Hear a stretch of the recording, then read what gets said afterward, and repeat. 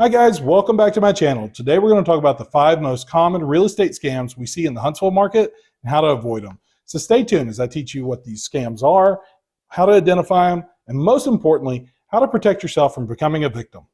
Hi, I'm Cameron Walker, your favorite Huntsville realtor with Amanda Howard, Sotheby's International Realty. Now, unfortunately, every year, tens of thousands of people fall victim to financial crimes related to real estate.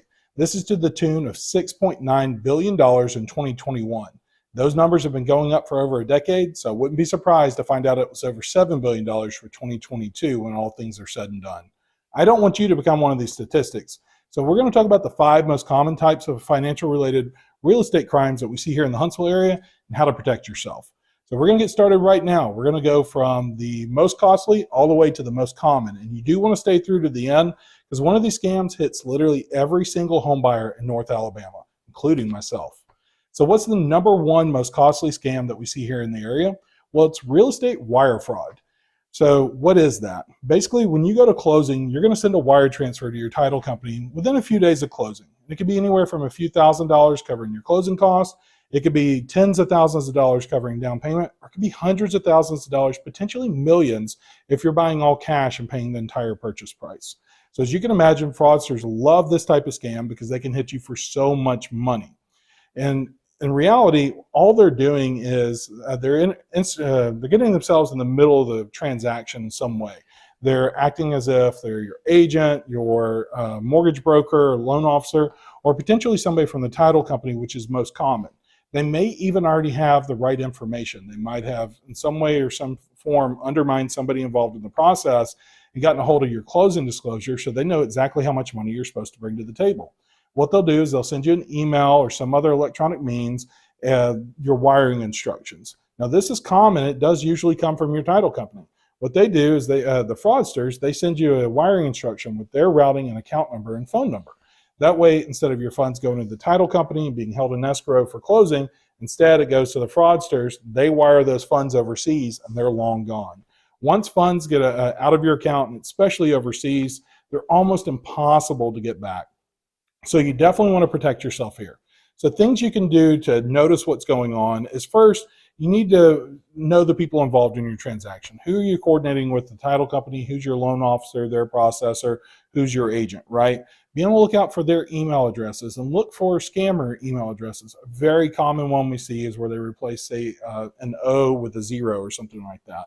They've gotten really sophisticated at being able to spoof being either your agent, loan officer, or title company.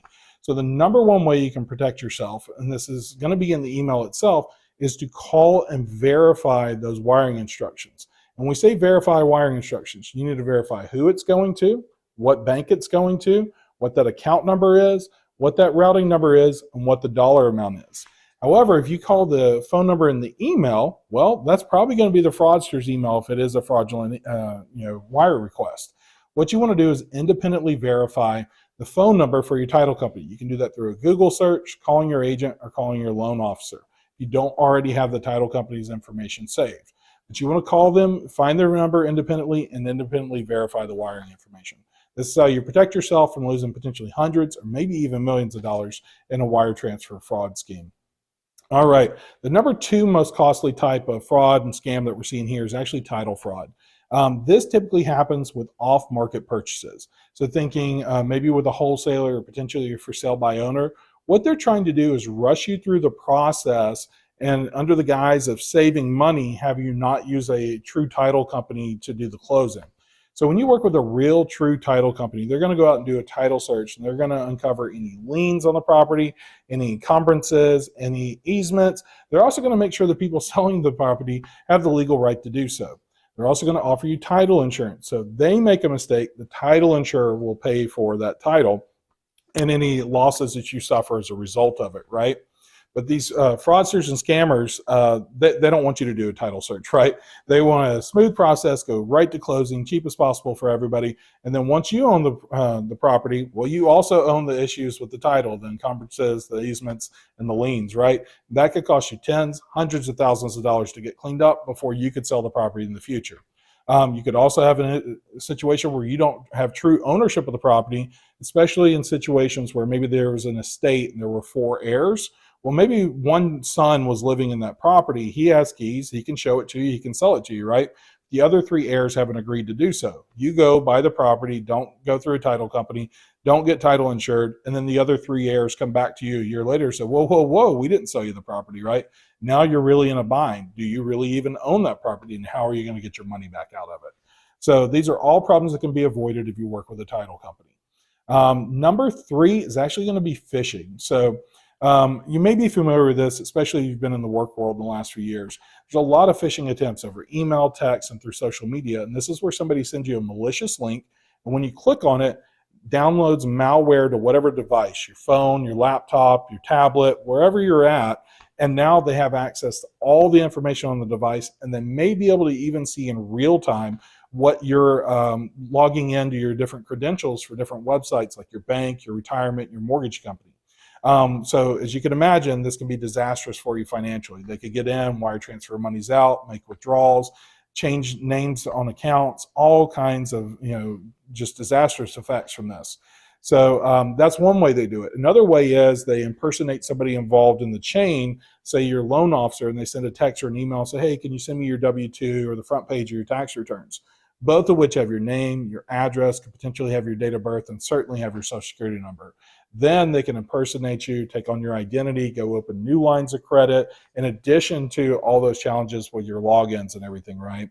So this could be the tune of hundreds of thousands of dollars as well, potentially millions depending on what your assets are. So the way you protect yourself here is, once again, save your contacts for anybody you're dealing with, be it your agent, your loan officer, processors, or the title company. Save those in your phone. If a fraudster spoofs one of those people, uses some kind of device to copy their phone number and appear to be them, that still should come through as a separate chain, be it in email, social media, or on the phone. So if you've been texting with me for 3 months and suddenly you have a separate text from me in a separate text chain, that should be eye-opening for you and indicate that that could potentially be a fraudster. If you're not expecting a link, be it email, social media, or text, from somebody involved in the process, don't click on it. The moment you click on it, that's when the malware starts to get downloaded. So it's too late once you've done it.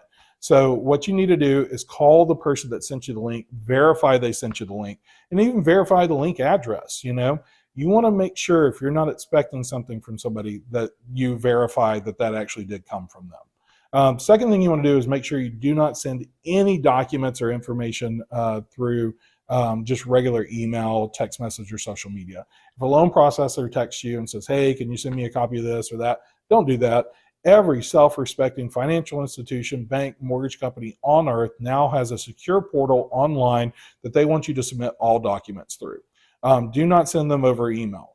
Upload them through that secure portal that's insured. It's been tested by that organization. They have rigorous standards that they need to adhere to, and that is your safest bet for uploading your documents. So once again, I'm never going to email you and say, hey, send me something other than maybe a pre-approval letter, which is not going to have any personal identification information other than your name and address. All right. And you may be wondering, look, how do people get your phone number, your email address to do these kind of things? Well, with just your name and address, people can go out. They can find your phone number, your email address, and all of your social media accounts. So it's not really hard for them to do that. And of course, they want to attack you during your purchase process, because that's when you're logging into all these different systems. I mean, if you're selling another home, you may be logging into even more. So this is why it's a right time for them to come after you for that. All right, the next most costly scam that we're seeing is actually listing scams. So this has been going on for years. It's not unique to Huntsville, but there's definitely been an uptick in the last year or two in this. And this is where fraudsters go out on the MLS or Zillow or somewhere like that, and they pull down images, property descriptions, and addresses of legitimate listings, be they active today or in the past. What happens then is they go upload these as if they're rentals or for sale by owner on websites like Facebook, Craigslist, Zillow, and other for sale by owner sites. And none of those websites verify that the person listing that home, either for rent or for sale, actually owns it or is a property manager or anything like that. They just want the listing. They don't care. So what happens is you go to rent that property, right? Maybe you're coming from afar. You can't tour it in person. You see all the pictures online. Everything seems legitimate, right? So you wire transfer or send a check for several $1,000s for either a deposit, say a security deposit or first or last month's rent. You show up doorstep, somebody else owns that home, they're living there, they have no idea who you are, it's never been for rent, they don't have your money's with a fraudster and it's gone, right? And you don't have a place to live. Or you go to purchase one of these homes, it's for sale by owner, an off-market property or something like that, and maybe they require like a due diligence or an earnest money deposit before you can tour the property or something. And then once again, you show up, nobody's got this home for sale, or they do, and it's not the people you've been working with, and your money's gone. So there's a couple of different ways to protect yourself from this. First, if you see a property that's listed both for sale and for rent, you want to make sure that that's kosher. It does happen from time to time. Sometimes people are open to either one.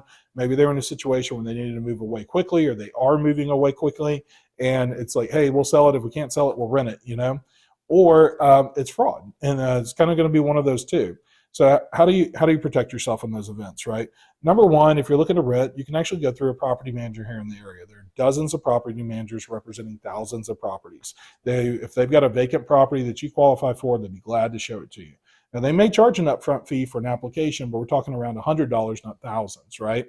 Another option is to go through the MLS when you're looking for rental properties or properties for sale. So only licensed agents and realtors actually can upload any kind of listing to the MLS. That feeds out to sites like Zillow, Realtor.com, and others. But it also feeds out to our agent websites through a process called the IDX. And only things coming from the MLS are going to feed out through that IDX. So actually, my website's a great place to go to make sure you're seeing only those properties that are truly listed through the MLS, be they for sale or for rent. Now, let's say you do choose to buy an off-market property. By off-market, I just mean it's listed either by the owner or a wholesaler or something like that. Go right back to what we talked about with the title company earlier, right? You want to take that through the title company. They're going to verify that the person selling you the property is actually the owner of the property or have the legal rights to sell it to you. So once again, don't skip that step, no matter where you find the property or who's selling it. All right, so that's for the most costly. The fifth one's the most annoying. It might make scammers the most money, even though it's a low dollar thing. And it's literally going to hit every single person that buys a home in North Alabama, including myself. And this is a post-closing deed recording service. When you go to closing on a home here in North Alabama, your title company is going to take your deed and file it with the county courthouse. They're going to charge you for that somewhere between like $10 and $50, let's say. It'll be on your settlement statement where they've itemized it out. But then 3 to 4 weeks after you close, you're going to receive a very official looking letter in the mail. It's going to have all your information about your purchase, what county you're in and all that. And they're going to offer for some nominal fee, so you can say like $75 and $100 to file your deed with the county courthouse for you. And you've gone over so much information at closing, and there was something with the deed that you needed to do. So you're like, okay, I struck the check for $94 and I'm taken care of.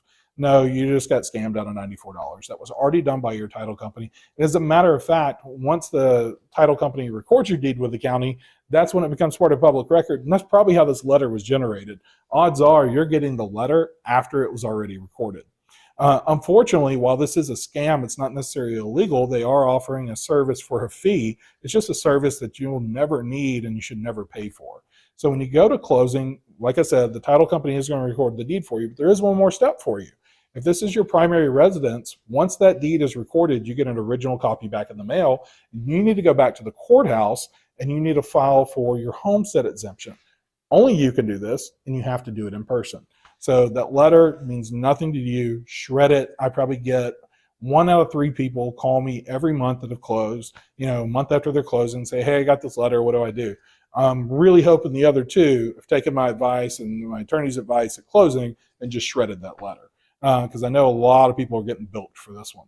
So those are our top 5. Remember, it is the wire fraud, it's the title fraud, it's the phishing, trying to get your information over multiple forms of contact.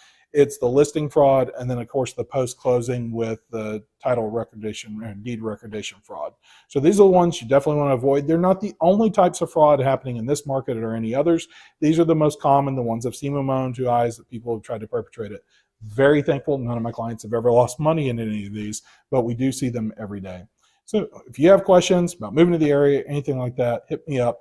I also have a new tool for you, something I recently completed. You might see it on some of my previous videos. It'll be down in the description here. And it's actually a relocation guide. follow the link. It'll take you to the website where you can download the guide. It's got everything you need to know about Huntsville, about schools, housing, hospitals. I mean, just the works through there. So absolutely great tool for you. I'm happy to put it out there. It's completely free of charge, but I want you guys to have it, know where it is. So I'll talk about it over the next few videos so that people get accustomed to going and looking for that. If you got any questions for me, my contact information is always in the description below. I look forward to talking to you soon.